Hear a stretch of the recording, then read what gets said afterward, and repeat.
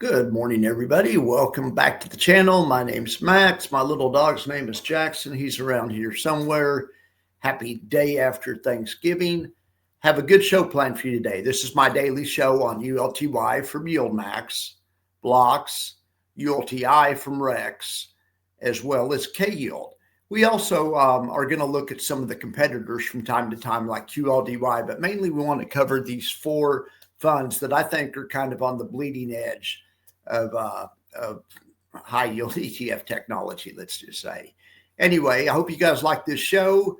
Let's get right in the middle of it. All right, the name of the show is the Diversified Divas, and that's why I like these funds. For one thing, they have more sophisticated, more complex multiple leg option strategies, more like a hedge fund would do or something, but not just your plain old covered calls.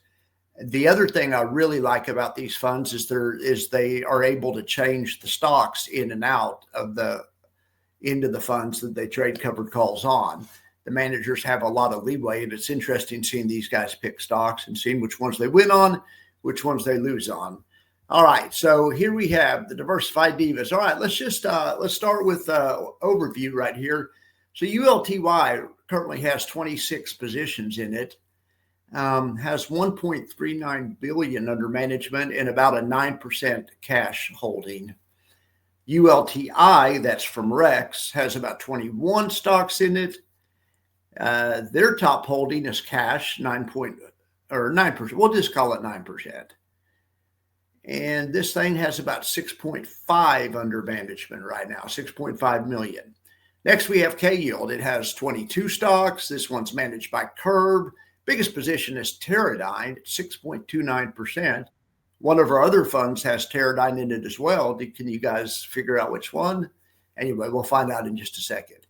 Kield has the smallest AUM right now at this point, but probably not for long. That's all of these are good funds, but Kield is doing really well. Kield's actually doing the best out of the four of them right now at this point.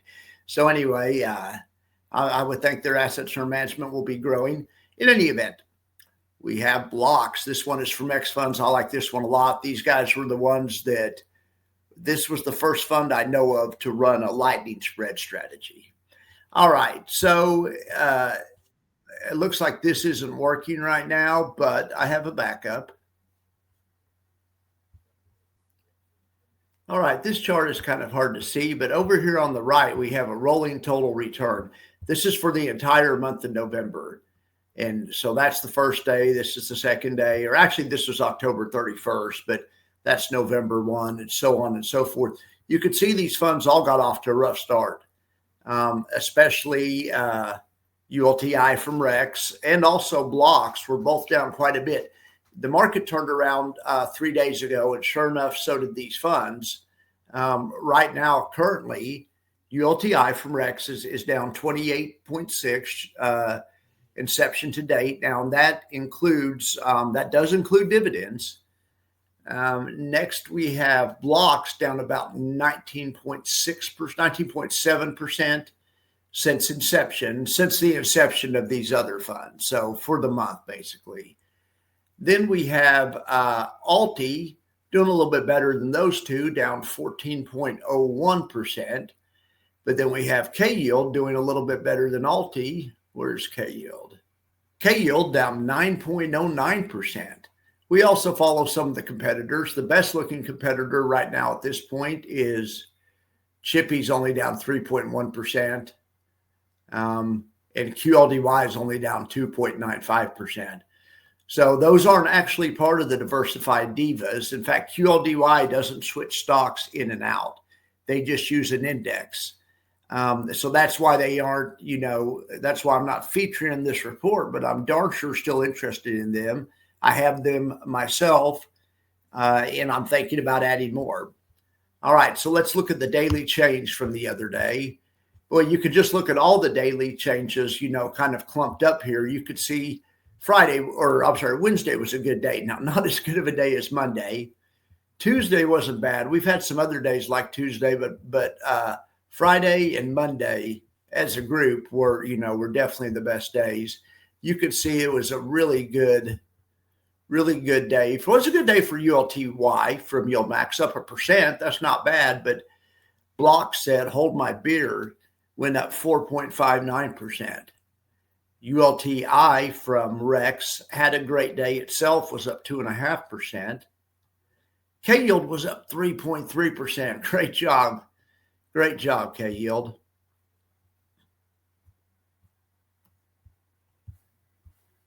All right, so let's talk about the individual positions and strategies a little bit. All right. Well, I guess I missed talking about this the other day, but I received a comment about it.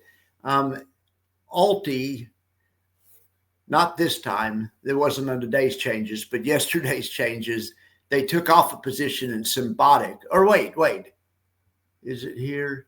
No, it was yesterday. They took off a position in Symbiotic, and man, I think they want to have that one back. Symbiotic took off afterwards. One of my commenters mentioned that, and I said I would cover it. Yeah, that happened 2 days ago. Okay, well, they took it off right here. Unfortunately, it went up. I guess the only good news is they're fully capped anyway, so how much would have they made? But anyway, they made a lot more than they would have. Oh, well, you can't win them all. All right, so back to the trades. But today they added Alcoa, or this is actually yesterday, but it's Wednesday. At the end of the day, Wednesday, these were the trades that are on for tomorrow. Alcoa is the new positions, 2.79%. Analog Devices is 2.7. Teradyne is now 2.5. And also, if you guys remember, Teradyne was the top holding from Kield, so they have that holding in common. Then they also added Southern Copper, and get a good little diversification when you're adding metals like that. A little safety, cuts down on the volatility a little bit. These are the significant weight changes they added to their Quanta Services position. They were at 3.2%. Now they're at 4.3. Good job. They've cut these other positions a little bit. Q's, Coinbase, Gold, and GDX, but they still have these in the portfolio. All right. So as far as this one goes, let's look at these options. This is pretty standard stuff. I don't think there's anything we're going to want to drill down on. They have 3 leg positions on the stuff that's more blue chippy and that's not as volatile, and Alcoa would count in that.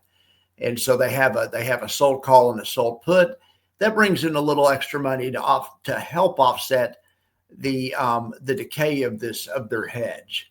So, but then on other ones, for whatever reason, they just have the old-fashioned 2-leg collar on. So, and that would be the case in Analog Devices. Oh no, I'm sorry, that's a 3-leg. That's a 3-leg collar. In Broadcom, they just sold a call and bought a put. But in American Express, they sold a call and a put to buy sold a call and a put to buy another put. It also is going to help keep the yield up because they put in some more stable type stocks. The yield might be coming down, other things being equal, but other things aren't equal because they've somehow worked in another option to sell. This is a really, in my opinion, a smart plan that I would have never thought of. That's why they don't ask for my opinion. But yeah, these guys do this for a living. I talk on YouTube. It's a lot easier than managing billions of dollars. In any event, they're very standard here. So on Google, they have on the 3-leg position. I think what it looks like they do is on less volatile stocks like Google, where the IV is not as low. The IV in Google's like 25 or something. They use the 3rd leg, sold call, sold a put to buy a put. But on some things that have enough volatility, they just go with the old-fashioned 2-leg collar that they've used for years. And that would be something like Robinhood, which is extremely volatile. Now on IBIT, they're running a collar on IBIT. That's interesting. And they've had this on for a couple of days. So, I mean, look at this. They sold the 50 strike and they bought the 42 strike. We have to look at that. we have to look at that.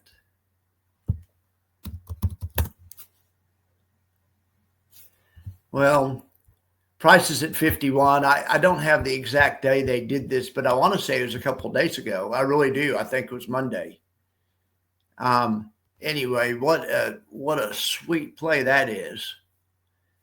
You know, that's going to be a nice winner for him. And guess what? Right now, it's actually the night before I'm showing this, but right now Bitcoin is killing it. Bitcoin's at 91,460. Bitcoin futures are. So hopefully it'll be good news and they'll take this IBIT trade off for a bunch. Other than that, it's pretty standard. Lily's one that has pretty low volatility, so they use the three-leg collar. I'm trying to think of a name for it. It's kind of a covered strangle. I mean, it has elements of a covered strangle, but it also is a collarized covered strangle. So I maybe call it a covered strangle collar, I guess. Anyway, all right. So let's get on to the next one. Now, this one doesn't have really any. Oh, I'm sorry. ULTI. Now, this is from Rex. It says up here Yield Max. I'm sorry about that. My assistant gets ULTY and ULTI mixed up, but it's from Rex. It's for sure for Rex. So let's see what these guys did. They dropped Cipher Mining, they dropped Coinbase, and they dropped Strategy. Okay. But they added US Rare Earth. That's interesting. And their cash position went up by 109%. They doubled their cash position. Wow. All right. The guys over at Rex getting conservative, bringing in some cash, maybe getting ready to build positions for next week.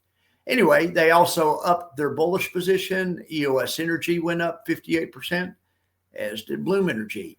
All right. Now, these guys right here, these guys have the same positions. They have by and large the same positions they had on the other day. TerraWolf, Credo, Iron, Astera Labs.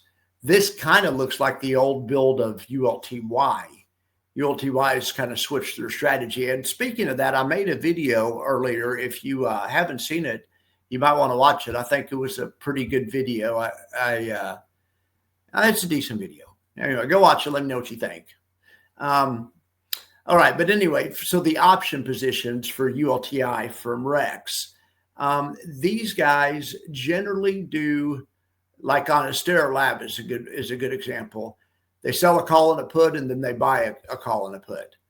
Except there's one little catch. They see where it says 21, 21, 21, and then 42. They buy twice as many out of the money puts, and that collarizes this trade. This is just I don't have a name for this one either. This is a four-leg income overlay, let's just call it. And but they collarized their income overlay. Their trades weren't collarized the first week or two, or it wasn't collarized at first in the market.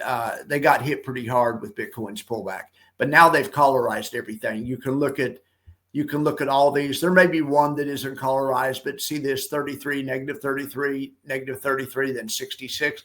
That 66 is the out of the money put. So Bloom Energy, their risk stops at 76. At bullish, their risk stops at 36. They can lose down to 36, but if it goes to 30, they won't lose those extra 6 points. They've hedged it off by buying these puts, and they buy double puts. That's what hedges it off. Occasionally, you'll see one that they don't have. Occasionally, you'll see one that they don't have. But in any event, these guys do a good job, or they got off to a rough start. We'll see, but they're catching up fast. We'll see. Maybe premature to say they're doing a good job. I mean, it's only been out for 3 weeks. Let's give them at least a quarter. I'm going to give all these a quarter before I make any decision. I mean, all right. So Kield. Now they haven't had any significant changes. This one has the smallest AUM, of course, but so the stocks are all the same as they had the other day. Now, this is more like the new build of ULTY from Yield Max, because this has some gold and some really stable stuff, but then it also has some tech and some growth stuff. It has a lot of, it's just an interesting build. I mean, This is a really interesting build. I'm really interested to see how this one does. Right now, of the 4 of them, this one's in first place. Now it's down, but it's down the least. It's been a rough month. Anyway, all right, these guys do pretty standard option strategies. They have 2 things on that I talk about every night. They have a volatility spread on in the Qs, which is when you buy a strangle. They're long volatility. They want the market to go way up, way down, or they want the volatility of the market to explode. The VIX blows up, it has a big blow up. This position will print. So they have that, and that's a pretty ballsy position because it bleeds. And most of the time, these funds just put on positions that don't bleed, that bring in money because they're income funds. But this is not your ordinary income fund. Then they have another position on here that's also a long option position. Now they've bought a call and sold a put, or I'm sorry, they bought a call and sold another call. So, but still, the call they bought was way more expensive than the call they sold. So it's a net long position. Well, they did that in Bloom Energy. So they're long in Bloom Energy from the 50 strike, and they sold the 106 option to finance it. So let's look at Bloom Energy and see how that one's been doing. Well, they've had this on for, I think, since Monday or maybe since last Friday. But I bet this one's going the right direction. They actually had it on last week too, and they rolled the strikes around. But anyway, that probably lost last week. But anyway, this week, hopefully they're getting some of their money back. Nice job. Howard is I always say he's a riverboat gambler. I mean that as a compliment, but Howard's not afraid to take a shot, a directional shot, and occasionally buy premium. Now he sells plenty of premium in that fund. They have tons of covered calls and regular type stuff that brings in an income and that makes money off time decay. But he's also spending a little bit of it on that volatility hedge in the NASDAQ and on that Bloom Energy position. I think that's cool. I think that's really cool. Okay, so Blox. Now these guys are probably the most systematic, and so we don't really have to look at their option trades that closely. We know what they do, but their general strategy is they buy 3 ETFs and directly invest in Bitcoin and Ether. They buy HODL, FBTC, and ETHA, and on 2 of those, I think it's HODL and ETHA, they sell call spreads, but that's so they bring in, they're essentially a covered call, but they sell a covered call spread. That's good. But then on the rest of their positions, they're actually individual stocks and they sell lightning spreads, which are the coolest thing ever because it's an income overlay strategy that does not cap your upside at all. These guys get tons of upside. And also Rex from Ulti, their strategy gets a lot of upside also. But I would say that so far, these guys are the champs of catching upside. We'll see, though. It's young. I mean, Rex is coming on strong. In any event, so there's really not a lot to see here. It's pretty standard. We'll check into that every once in a while when they put on a new strategy or something. But I think that's enough. That's enough for today. All right, guys. Well, like I say, it's the night before when I'm recording this, and hopefully when we open in the morning, Bitcoin will still be up. It's like at 91,000 right now. And I hope it'll still be up anyway. If you like this kind of content and you'd like to support the station, you can always send me a tip over at paypal.me/maxconvexity. You can also like and subscribe. I really appreciate that. Also, don't forget anything you hear on this channel or anything you hear anywhere on social media, you should check with the financial planner, especially the stuff you hear here. Good financial planner is worth his weight in gold if it's a good one, because he knows your situation and he can make recommendations tailored for you. All right. And I can't do that. I'm not able to do that. And I don't want to, and I'm not trying to do that. So just keep that in mind. All right, guys. Well, thank you so much. I hope you like this show. And I think this show is going a little bit better. It got off to kind of a rough start earlier this week, but hopefully it gets better every day. So stick with me and I'll try to make it better. You guys have a wonderful day, and I'll talk to you later.